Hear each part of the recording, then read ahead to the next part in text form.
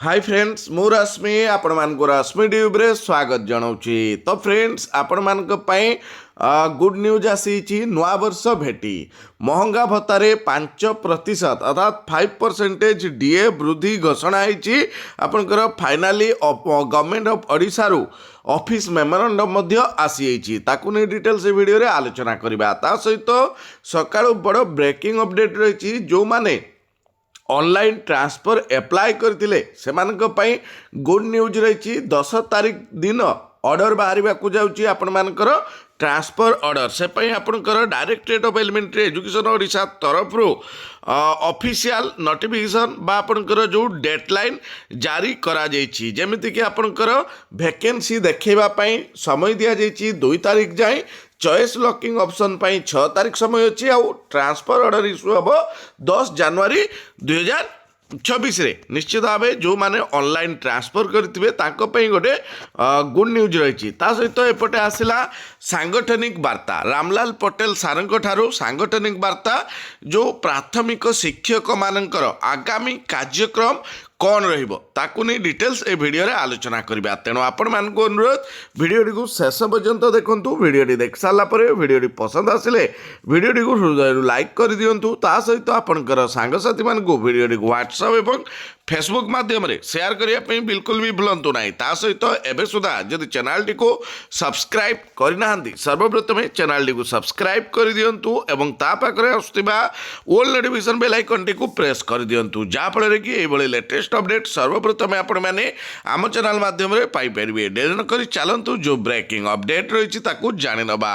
तो देखंतु गत काली जो बैठक होइतला प्राथमिक शिक्षक महासंघर राज्य स्तरीय भुवनेश्वर ठारे तो कौन निष्पत्ति निगला जोटा कि पूर्वर आपको शुणी किंतु सांगठनिक वार्ता जोटा कि रामलाल पटेल को सारंक माध्यम आसी गोटे पेड रिलीज करा जायछि। तो ये सांगठनिक वार्ता कौन रही देखु ना 30/12/2025 तारीख मंगलवार दिवा 11 घटिका समय भुवनेश्वर खारवेल नगर स्थित सरस्वती शिशु विद्या मंदिर प्रांगण में प्राथमिक शिक्षक महासंघर आवाहक रामलाल पटेल को आवाहकत्व स्टीयरिंग कमिटीर समस्त सदस्य मानकु नहीं एक गुरुत्वपूर्ण बैठक अनुष्ठित हो जाइए। उक्त बैठक में स्टीयरिंग कमिटीर समस्त सदस्यों मत को अग्राधिकार दे सर्वसम्मति क्रमे निष्पत्ति मान ग्रहण करा जाइए। गत डिसेम्बर मास 5 तारीख ठारू डिसेम्बर मास 9 तारीख पर्यंत 5 दिन धरी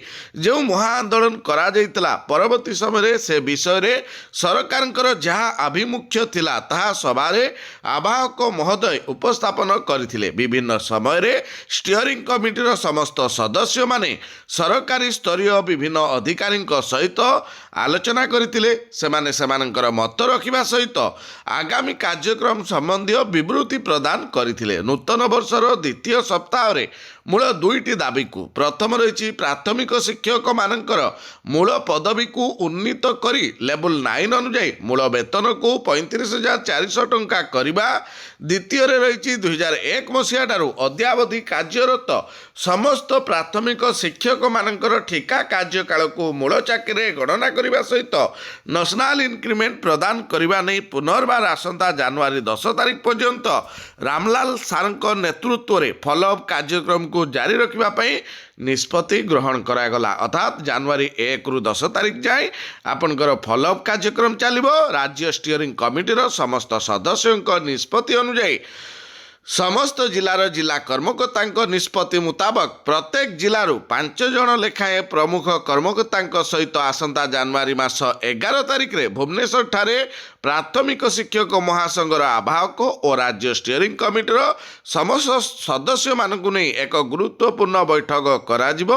उक्त बैठक रे पूर्व दिन मानकर करा जितवा फॉलोअप कार्यक्रम को उपस्थापन करा जिवा सहित भविष्यतर कार्यपंथा को निर्धारण करा जिवा पई स्थिर करा जिवो। आजिर बैठक रे प्राथमिक शिक्षक महासंघर आवाहक रामलाल पटेल को समेत राज्य स्टीयरिंग कमिटीर समस्त सदस्य उपस्थित थे। रामलाल पटेल आवाहक प्राथमिक शिक्षक महासंघ। तो यू आपण माने कन्फर्म हो पारे जे गत काली जो गुरुत्वपूर्ण बैठक बसीला से कौन निष्पत्ति नियाଯାଇଛି। या भितरे आपणकर मुख्यमंत्री को ऑप्टा तरफ दाबीपत्र दि जाइए और आलोचना कराई। एपटे मनमोहन सामल जे कि बीजेपी राज्य सभापति रही सहित आलोचना होउछि। बारंबार आलोचना सत्वे सरकार प्राथमिक शिक्षकों दाबी पूरण करिबारे टालटुल नीति अवलंबन कर निश्चित भाव दुखर विषय। ये रही directorate of elementary education Odisha Bhubaneswar letter गतकाली लेटर कराई 30/12/2025 लेटर नंबर रही 23931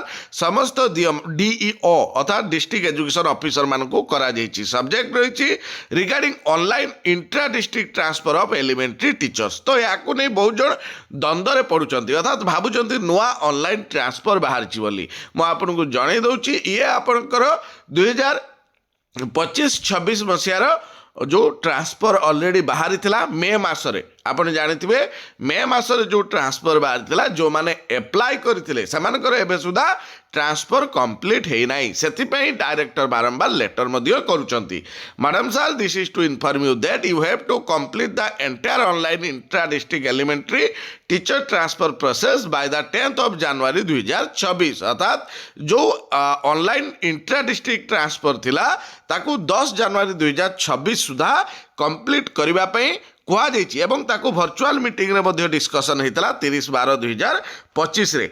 तो जो मानकर अप्रूव हो जाइछि इंट्रा डिस्ट्रिक्ट ट्रांसफर तो से माने वैकेंसी जो रही ता अपडेशन करा जिवो ऑनलाइन साइट रे आज ठारू 31/12/2025 रु 2/1/2026 जाए। तापर चॉइस लॉकिंग रो ऑप्शन मिलिबो 4/1/2026 रु 6/1/2026।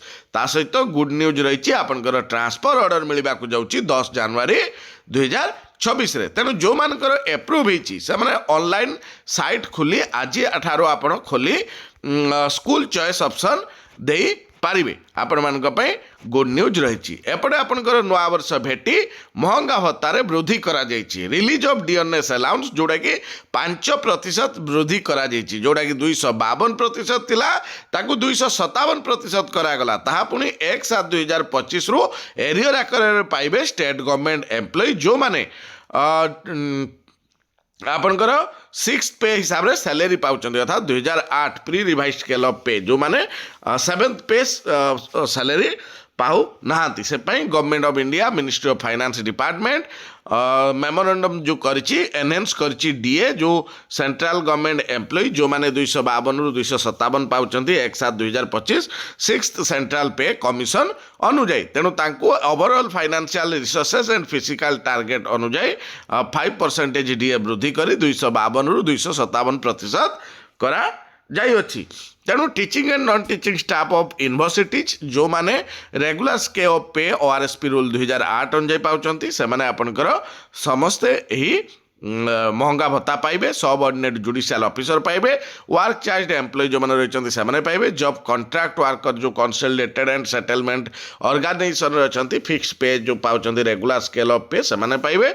स्टेट गवर्नमेंट एम्प्लॉय जो मानकर सर्विस 1 जुलाई 2025 एंड जो माने ओआरएसपी रूल 2008 अनुसार पाउचंती से माने मध्ये डीए पाई परिबे। तापर आपनकर एटी देखंतु सरकार को डेडलाइन देला असमा दाबी पूरण नहेले समूह इस्तीफा देबे डाक्तर। आसंता 5 रु 2 घंटिया ओपीडी बंद। तो ए भली जदि धमक दिया जाए तबे प्राथमिक शिक्षक मानकर मध्य कोनोसी निश्चित भावे दाबी पूरण हेब। तो डाक्तर देखंतु से समूह इस्तीफा देबे बोली मध्य चेतावनी दिया जाइछि। तो सरकारी ऑफिस रे नवा वर्ष पालन हेबनी परंपरा रे पूर्णच्छेद टाणिले मोहन सरकार। एथिला आपण मानक पे आजिकार ब्रेकिंग अपडेट। आजिका पे वीडियोटी एतिक रे शेष करछि। नेक्स्ट वीडियो देखाबो। नमस्कार, जय जगन्नाथ।